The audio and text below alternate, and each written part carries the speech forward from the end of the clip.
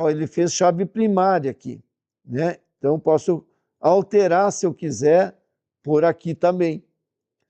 E, por último, o que nós podemos estar falando aqui é sobre esse tal de RLS, Policy, ou seja, né, um controle de segurança, tá?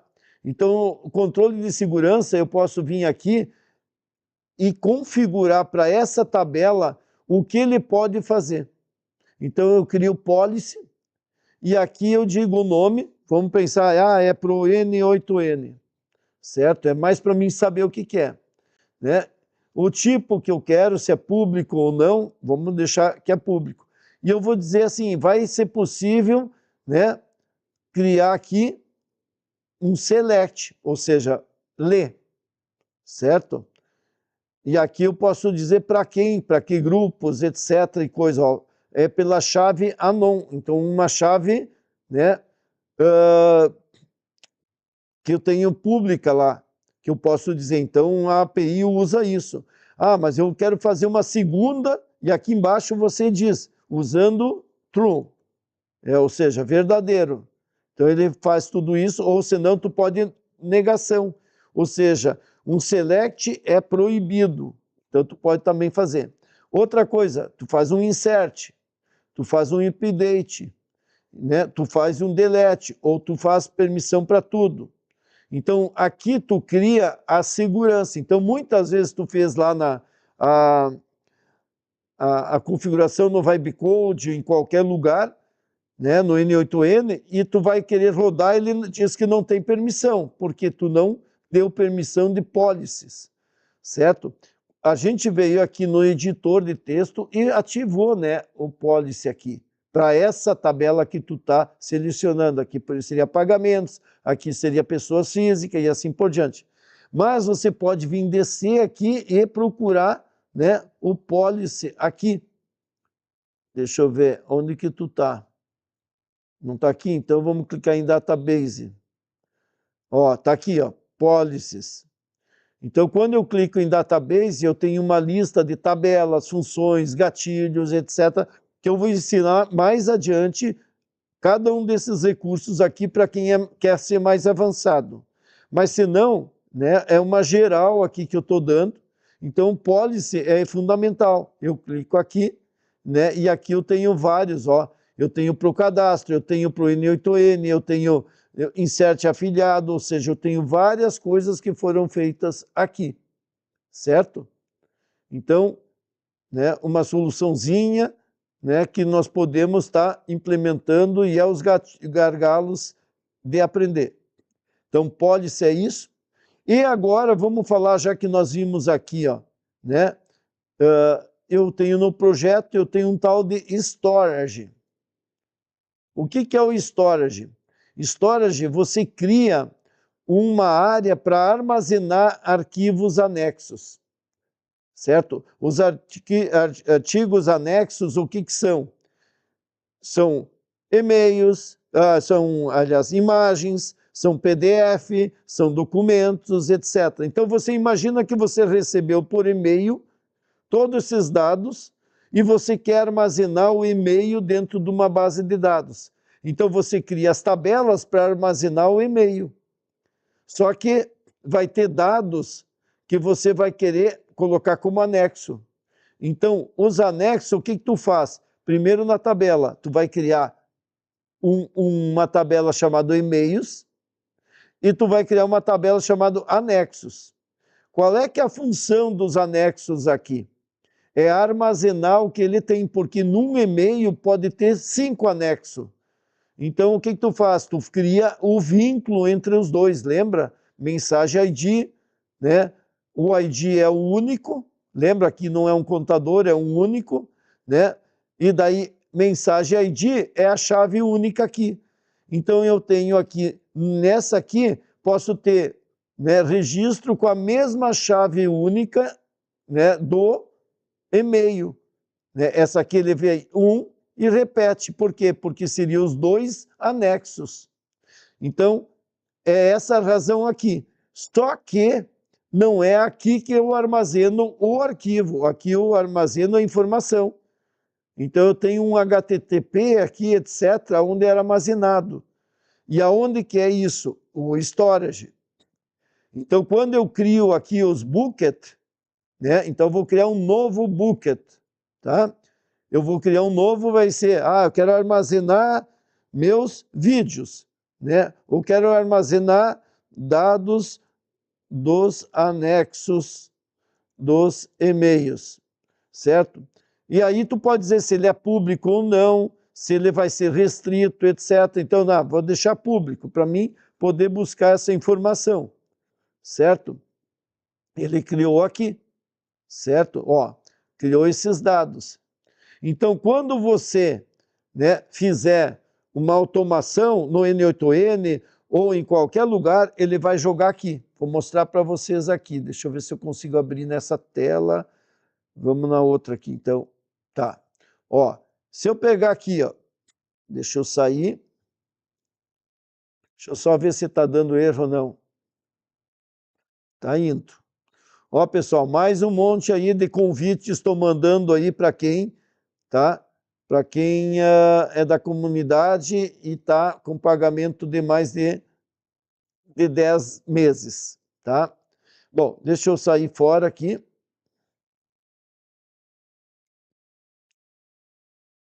Depois eu olho o que eu mudei ali. E vamos ver o que eu estava querendo ver. Dos e-mails aqui. Aqui. Não, não é esse aqui. Envio e-mail. Aqui. Olha só. O que é esse fluxo? Ele vai lá de tempos em tempos, tá? Ele pega o e-mail, certo? Faz um split, porque ele pode pegar, né, um e-mail que tenha vários anexos e tudo, e ele vai lá, daquele e-mail, pega os dados aqui, né? Ele pega os dados aqui, simplesmente pegou. E aí, certo? Ele processa, ele dá um tempinho aqui, de de 50 segundos, ou meio segundos, eu acho que é. Meio segundo, está aqui segundos. Então, de meio segundo, só para o Google não ficar louco da vida e achar que eu estou fazendo, né, robô. E aí eu mando processar. O que ele faz aqui? Ele pega e tira os dados lá de dentro. Eu não sei fazer isso aqui. Então, o que eu fiz? Só eu pedi para o ChatGPT montar esse script para mim, que tinha uma função. Eu quero tirar os dados aqui para ver o anexo. E aí eu registro essa informação dentro do Supabase, né? E pronto. Joguei para lá. Então ele armazenou. E agora eu trabalhei de novo com os anexos, né? E ele analisa aqui, ó. Tem anexo ou não? Se tem, certo? Vai para cima. Se não tem, ele vai para baixo. Oi, tudo bem, Caio? É Caio, né? Ou Caioto? Caioto. Beleza, olha só. E daí vai aqui, ó, e ele faz o update. Olha só, em vez dele botar no Supabase, eu fiz uma publicação diretamente lá num arquivo do Supabase. Só que não é o Supabase, é no storage do Supabase, certo? Então eu simulei aqui, joguei depois sim, eu faço o registro na tabela, ó, aqui na tabela e-mail anexo, certo?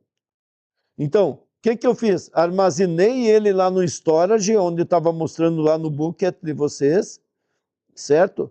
E depois botei no registro da tabela. Então, a tabela sabe para onde que está armazenado esse cara lá no bucket. Por isso que tem o link, né? Aparece o link. E aí, né, depois disso, eu consolido e só atualizo lá no e-mail dizendo, ó, isso já foi atualizado. Como é que a gente faz aqui? Eu uso um label, e-mail processado. Então, como seria isso? toda vez que vocês mandam um comprovante, certo? E ele vai processar, vai armazenar no banco de dados o e-mail, vai analisar se tem anexo, se tiver, ele vai colocar no storage, certo? E depois vai criar na tabela e-mails anexo, onde ele faz referência para cá e faz referência desse dado, certo? E aí avisa processado. Então, o que que acontece? Em vez de eu ficar olhando e-mail, eu vou lá na tabela, né, onde eu tenho isso, mas eu posso ter uma outra automação que consolida isso e que verifica. Por exemplo, digamos que mandou mensagem dos comprovantes. Aí eu vou ver se esse comprovante anexo aqui existe ao mesmo registro que o banco mandou, certo? Então, são os processos que tu vai fazer validando entre os dois. Então, tem uma outra automação, certo? Que é análise do anexo. O que que ele faz? Ó, ele foca no banco. Então, ele pega lá no banco todo o e-mail que foi processado lá e ele valida todo isso aqui, se é, né, se é um anexo de PDF, se é uma imagem. Eu estou usando aqui como é que é lá do Google, né? O Gemini, para fazer essa análise, tá? Porque com o ChatGPT não foi tão eficiente e esse aqui é de graça. E aí ele pega, analisa aquele conteúdo que ele extraiu, certo? Verifica se tem informação, etc., consolida, e aí, conforme o caso, vai para um processo, conforme o caso, vai para outro processo, certo? Então, a gente faz em módulos. Para quê? Porque daí um não depende do outro. Se dá um erro no meio do caso, não, eu posso reprocessar, né? Vamos pensar o seguinte, né? Eu venho aqui, né, e não tem eu tenho a informação toda, mas não está validado para, né, o banco não confirmou. Pode ser problema do banco, pode ser que é um fake e assim por diante. Então, nós temos o fluxo assim. Mas o meu foco mesmo é mostrar para vocês aqui, certo? O banco de dados que nós temos, que nós usamos storage para armazenar os anexos do que eu quero. Tá legal? Então, vocês viram que eu tenho tabelas, certo? Relacionado com o storage. E eu posso estruturar esses storage aqui baseado em assunto, até porque eu poderia dizer isso é temporário, agora eu não quero mais, eu vou ou limpar ele, né? Ah, zerou o mês, fechou todo o caixa, não sei o que, beleza. Então zera, porque foi consolidado para outro mês. Podia ser por dia, todo dia, venha os dados, ele vai para um lugar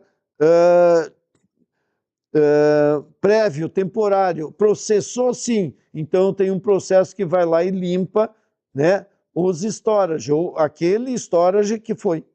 Tudo isso também tem estratégia para quê? Para que quando você deixa exposto essa parte temporária e não o banco de dados originais. Por que eu não posso direto mexer na pessoa física? Porque se alguém fizer qualquer coisa e conseguir atacar teu banco de dados, ele atacou o banco de dados prévio, e não o banco de dados consolidado que podia estar em outro lugar, com outro tipo de nível de segurança e assim por diante, que não está na web, né? E assim por diante. Então, tu tem, né, ambientes que tu deixaria na web para ser incluído. Imagina, vamos fazer um ataque de DOS, né? Ou um ataque de inject, né, jogariam 1.000, 10.000, 100.000 registros lá no cadastro do teu sistema. Inviabiliza o teu negócio. E aí, como é que tu trabalha? Então, tu pode estar criando técnicas para isso. Então, por isso, só para mostrar toda essa visão aqui. Tá bom? Então, eu tenho vários dessas